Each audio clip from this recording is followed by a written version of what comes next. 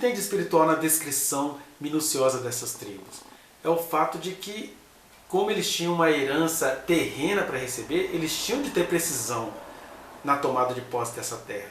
Agora, a mim e a você, o que interessa aqui?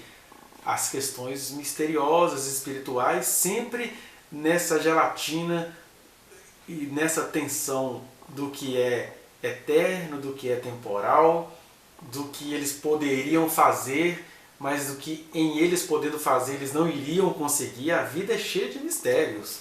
E já começamos aqui esses mistérios relativos à tribo de Rúben, né? O Rúben, nome cujo significado é aquele que foi visto como filho, né? Que tem dois radicais hebraicos, né? Que é ver e filho. Então o Rúben é o primeiro filho do casal de Jacó e Lia, a mulher que não era lá a preferida do Jacó. Tinha essas coisas nos tempos bíblicos, né? E aí ela dá a ele à luz um filho e ele põe o nome de Rúben, que significa olha o filho, alguma coisa assim, né? É interessante você ver, a gente vai fazer uma análise aqui do indivíduo Rúben e depois da tribo dos Rubenitas. Então o que nós temos aqui, por exemplo? O Rúben, tadinho, ele foi o primogênito, e como todo primogênito, né, os pais erram muito com os primogênitos, e um dos conflitos que ele viu ali é aquela briga de Jacó, que amava Raquel, mas não Lia. Fica até uma coisa jocosa, né? Por que Jacó amava Raquel? Porque não Lia, era analfabeto. Jacó amava Raquel e não Lia, e aí o Rúben é filho da rejeitada, ou da menos querida, maritalmente falando, e ele vai vendo aquela briga, né? E ali arruma uma enteada, uma criada para fazer mais filhos com Jacó. E a Raquel também arruma uma serva quando ela descobre que ela é estéril. E no meio daquele fuzuê todo, aquela suruba santificada familiar, não era assim que eles viam, porque naquela época um homem poderia ter várias mulheres, né? Mas, para nós hoje, isso é uma gentil promiscuidade familiar. O Rúben, primeiro ele tem um episódio que ele leva para a mãe dele, para Lia, umas mandrágoras, que era uma fruta lá do Oriente, que o que interessa dela para nós aqui é que se acreditava que ela tinha poderes afrodisíacos. Aí o que a Raquel faz, a outra mulher do papai de Rúben? A Lia deu as mandrágoras que ela tinha recebido do Rúben para Raquel, e como troca, a Lia foi se deitar com Jacó à noite, né? E a Raquel comeu as mandrágoras com aquele objetivo de ter filhos do Jacó, porque ela era estéril, né? Aí o Rúben, ele é vítima desse primeiro episódio. Ele está vendo aquela farofeira toda. E no meio disso, a gente fica sabendo que ele cobiçou a Bila, que era a serva da Raquel, a mais amada por Jacó, mas que não era a serva da mãe do Rúben. Então ele olhou aquela briga de pai com aquele tanto de mulher e falou assim, posso pegar essa daqui, né? Possivelmente uma menina nova também. E aí eles se afeiçoaram, e é claro, as coisas são muito mais intensas do que o que está escrito. O que vai acontecer é que na hora das bênçãos, o indivíduo Rúben vai ouvir de Jacó o seguinte, meu filho, você é o primogênito, mas você está perdendo direito a isso tudo porque você deitou no leito do seu pai. Aí o indivíduo Rúben carregou essa pacha, que era na verdade uma chateação de Jacó, né? E acabou que tanto o indivíduo como a tribo foram se comportando assim, como que renunciando o direito à primogenitura em nome de prazeres fugazes, né? Estava apaixonado por uma das mulheres do pai. De qualquer maneira, o Rúben, o indivíduo, ele tinha lá a sua liderança de irmão mais velho. A gente vê, por exemplo, alguns episódios bíblicos. Ele impediu que José fosse morto pelos demais irmãos, né? Um dos irmãos de José olham e fala assim, esse irmãozinho sonhador, vamos matá-lo. Aí o Rúben, não façam isso. Ele impede a morte de José, que era o mais velho da outra mulher do pai dele, mais velho da Raquel, né?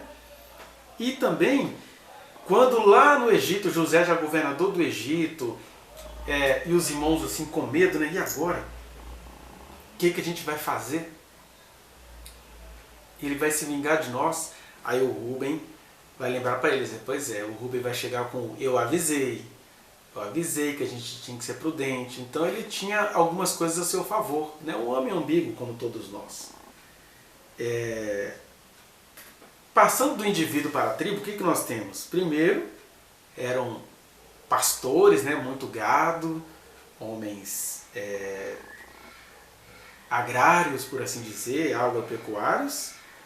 E o que acontece? Eles acabaram, depois que eles herdaram aquela terra e acabou todas as guerras de Josué, eles acabaram, a gente vê isso no livro de Juízes, ou no próprio livro de Josué 22, eles resolveram, os rubenitas resolveram fazer um altar para eles.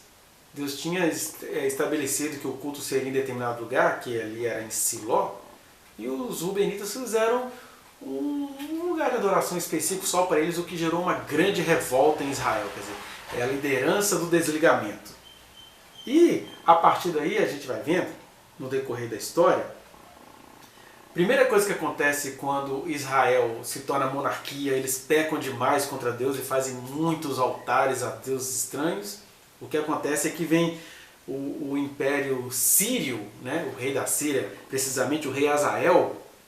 O rei Hazael é um cara que o Bolsonaro no Brasil está sendo comparado a ele, né? Tem um profeta apóstolo falando, o Bolsonaro foi ungido por Deus como Hazael. Só se for por castigo, porque o Hazael, por exemplo, quando o Eliseu vai ungí-lo, Eliseu fica olhando para ele, fitando, e ele começa a chorar. Aí ele fala assim, mas por que você está chorando, profeta? Aí ele fala, porque eu estou te ungindo aqui e eu estou vendo o mal que você vai fazer a Israel.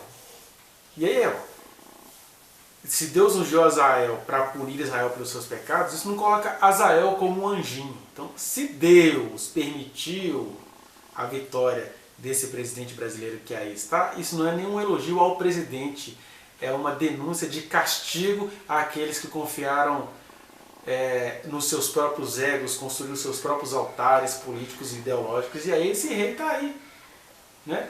Seja como for, o que aconteceu? A tribo de Ruben foi a primeira a ser engolida pelo rei sírio Hazael. E aí foi a primeira tribo a sumir. Israel hoje não tem mais aqueles territórios da Transjordânia ali, virou, na verdade, a Jordânia, que acabou historicamente sendo uma mistura, né, de Seleucidas, Ptolomeus, Edomitas, Nebateus, aquela brigaiada toda, e hoje é um lugar, digamos assim, islâmico, de cultura islâmica, é a Jordânia. Não existe mais a tribo de Ruben. O que eu quero dizer para você? Que em meio aos mistérios que cercam a minha história pessoal e a minha descendência, Deus prometeu que Ele iria fazer misericórdia até 1000 gerações, ou seja, misericórdia eterna a todos que o buscam, e a sua palavra se cumpre. Só que se Deus cumpre a sua palavra eternamente, Ele não está preso a questões históricas e políticas. Na verdade, a tribo de Ruben estava aí, digamos, condenada à tragédia, era uma autocondenação. E aqui o que a gente pode ter é uma graça que se manifesta a partir do esforço coletivo.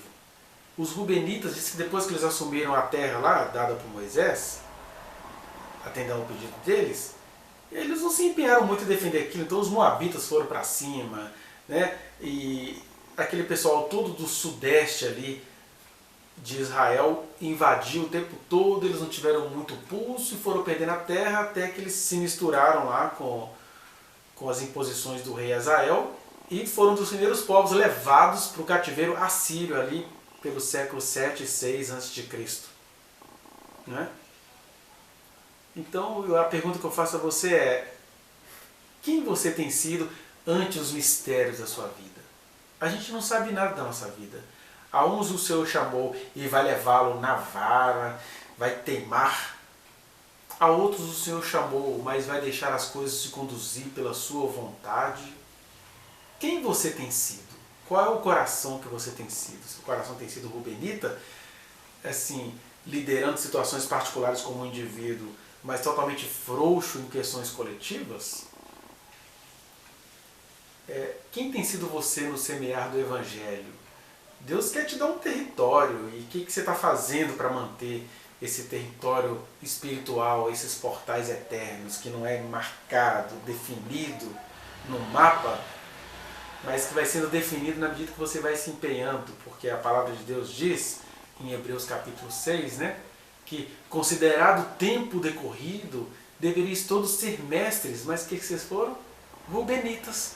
O tempo decorreu e vocês foram murchando, acabando, diminuindo, sumindo, até literalmente desaparecer do mapa, como aconteceu com os Rubenitas. Israel hoje não conta com o território da tribo de Ruben. E eu pergunto a você, ao mesmo tempo te convoco a tomar cuidado ante os mistérios da vida. Deus, quando fala conosco, Ele quer ser levado a sério. E ser levado a sério é, o Senhor nos deu essa terra, deu gado, nos deu gado e deu pastagens para o nosso gado. E a gente precisa ser aguerrido no sentido de ser esforçados, firmes, constantes, abundantes na obra do Senhor, sabendo que no Senhor o nosso trabalho não é vão. Tá vendo? Tem mistérios envolvidos aí. Enquanto os mistérios que pertencem a Deus a gente não vai poder discerni-los, a gente precisa ir discernindo o nosso coração. Qual tem sido o seu coração naquilo que Deus te confiou? Você tem sido aguerrido ou você tem sido... Deus falou que vai fazer, né? Ele vai fazer mesmo. E aí o que Deus falou que vai fazer inclui o seu esforço, o seu empenho. Sabe por quê? Porque eu, você, o Rubem e os Rubenitas se esforçam tanto contra o próprio coração. A gente se esforça, né? As pessoas falam assim, não, eu quero é curtir, eu quero ir para a festa porque eu quero tomar todas. Isso é um esforço para perder a consciência. Por que a gente não pode então se esforçar para adquirir e crescer e expandir em consciência em Cristo Jesus? Porque quem não valoriza essa palavra de Deus vai acabar tendo o destino dos Rubenitas como tribo. Eles foram os primeiros a sumir do mapa, a se misturar com a Síria e não existem mais. Deus tem compromisso com o indivíduo Ruben? Tem. Mas o que o Ruben foi construído pela história foi sendo consumido pela falta de consideração da sua tribo, da sua descendência, dos Rubenitas. Embora as misericórdias do Senhor passem por cima de tudo isso, só que as misericórdias do Senhor não podem ser usadas para justificar a nossa apostasia, a nossa imbecilidade, a nossa incompetência ante o seu imenso amor. A gente precisa ser firmes, constantes, empenhados naquilo que o Senhor nos confiou. E o convite para você é isso. Não seja rubenita. Seja povo de Deus, mas não essa parte do povo de Deus que sumiu do mapa. Amém? Vá no link que está aqui na descrição e acesse a reflexão na íntegra. Não se esqueça de dar o like nesse trechinho de vídeo, compartilhá-lo e se inscrever neste canal, apertar o sininho para você receber as notificações. Muito obrigado.